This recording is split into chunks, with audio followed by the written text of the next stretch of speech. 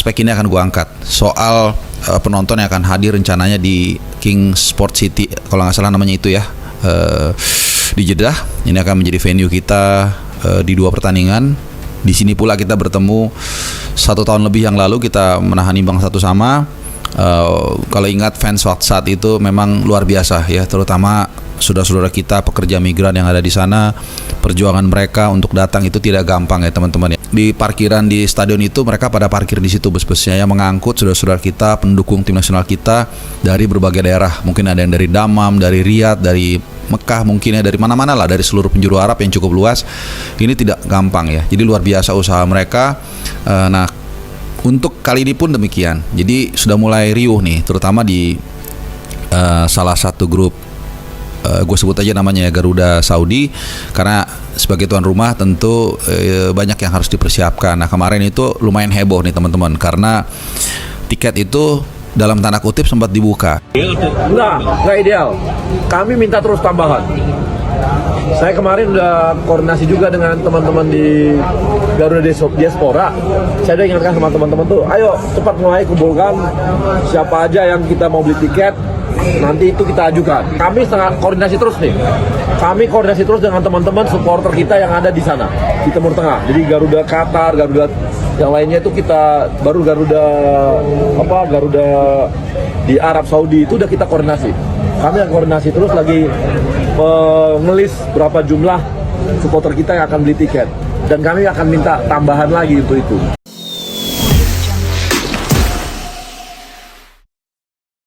Dunia diguncang, bukan karena perang, bukan karena krisis ekonomi, tapi karena sebuah fenomena gila yang lahir dari sebuah negara di Asia Tenggara. Media-media raksasa di Timur Tengah kini serempak menyorot satu hal, lautan manusia berbaju merah yang siap menginvasi tanah Arab. Mereka dibuat syok, tercengang, dan tak habis pikir. Apa yang sebenarnya terjadi?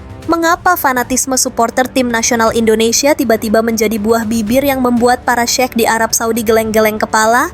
Siap-siap, karena apa yang akan kami ungkap akan membuat Anda merinding bangga. Sebuah keheranan luar biasa tengah melanda media-media Arab. Dari Riyadh hingga Jeddah, dari koran pagi hingga portal berita online, satu pertanyaan terus menggema. Siapa sebenarnya orang-orang ini? Ya, mereka membicarakan kita, supporter tim nasional Indonesia. Menjelang laga krusial kualifikasi Piala Dunia 2026 putaran keempat, di mana timnas Garuda akan menantang raksasa Asia, Irak, dan tuan rumah Arab Saudi, sebuah gelombang antusiasme yang tak terbendung telah membuat para pengamat sepak bola di Timur Tengah terdiam 1000 bahasa.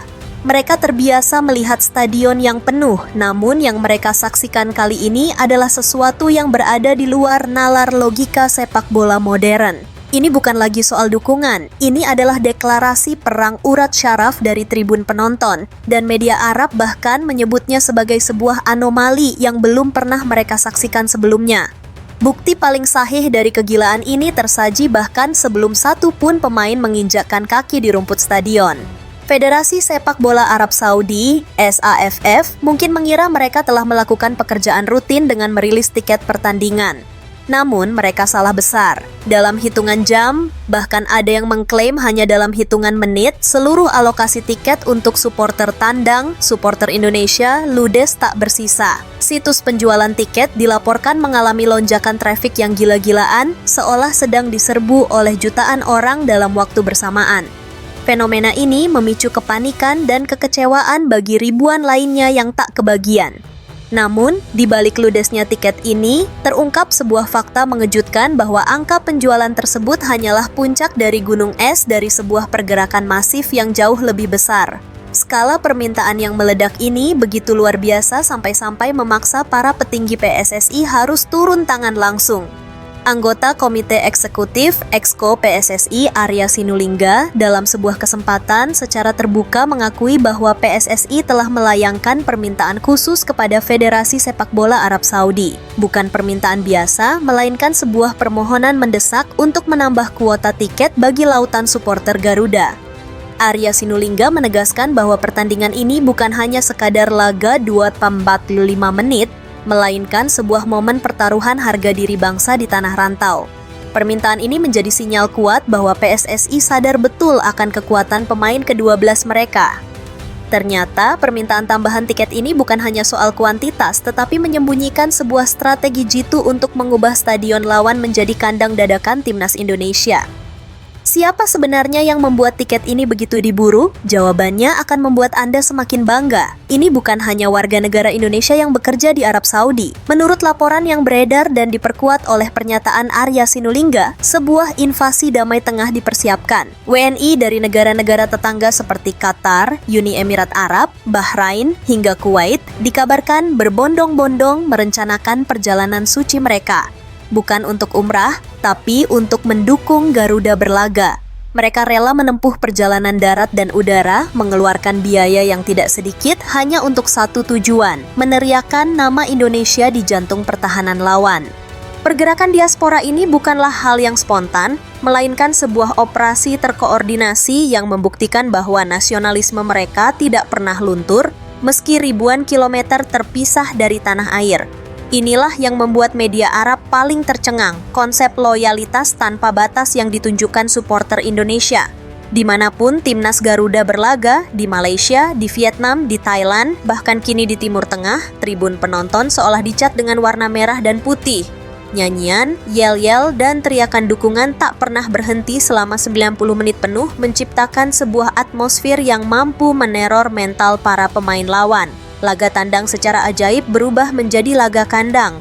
Para pemain lawan yang terbiasa dengan dukungan publik sendiri tiba-tiba merasa seperti tamu di rumah mereka. Dukungan fanatik ini bukan lagi sekadar penyemangat, melainkan telah menjadi senjata psikologis paling mematikan yang dimiliki skuad Garuda di level Asia. Fanatisme supporter Indonesia tidak hanya brutal dalam jumlah, tetapi juga indah dalam kreativitas. Dunia sudah sering melihat bagaimana tribun stadion utama Gelora Bung Karno disulap menjadi lautan koreografi dan tifo raksasa yang spektakuler. Seni visual ini adalah pesan, sebuah deklarasi bahwa mereka datang bukan hanya untuk menonton, tapi untuk menjadi bagian dari pertempuran.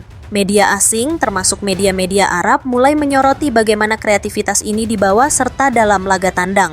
Mereka kagum dengan aksi para fans Garuda yang memiliki semangat dan dedikasi tinggi untuk mempersiapkan semua ini, membuktikan bahwa dukungan mereka adalah sebuah paket lengkap, suara, jumlah, dan seni.